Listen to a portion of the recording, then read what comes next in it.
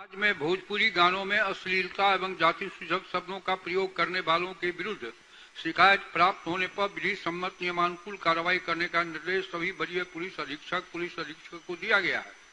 साथ ही अश्लील गानों तथा सोशल मीडिया पर अपलोड करने वालों के अवैधानिक और मर्यादित कृत्यों पर निरोधात्मक विधि युक्त कार्रवाई करने का निर्देश दिया गया है। बिहार में जब जिसको जो मन किया एक एल्बम बनाया और अपने गाना को प्रदर्शित कर देता है। अश्लील गाने अगर कोई गाते हैं तो उनके ऊपर सक्षम कार्रवाई हो। इन्होंने माननीय कार्रवाई की जाएगी।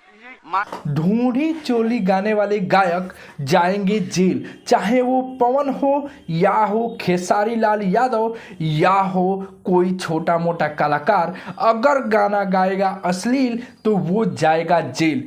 आज के इस वीडियो में इसी के बारे में बात करने वाले हैं। नमस्कार, मेरा नाम है राजा और आप देख रहे हैं वायरल मीडिया। आपको बता दें कि सरकार के तरफ से जो है एक नया कानून जो है वो बना दिया गया है, जिसके तहत अगर कोई भी गायक हो या फिर कोई भी बड़ा स्टार हो, अगर अश्लील गाना गाता है तो वो जो है जेल जा सकता है, उसके ऊपर जो है कार्रवाई हो सकती है। जी हाँ, ये नया कानून जो है उसको पास कर दिया गया है। बहुत दिनों से जो है इस पे बातें चल रही थी और बहुत लोग बहुत ऐसे सामाजिक कार्यकर्ता थे जिन्होंने जो है इसके लिए अपील किया था सरकार के पास। और ये जो मतलब कानून है वो सदन में जो है डायरेक्टली इसको पास कर दिया गया है।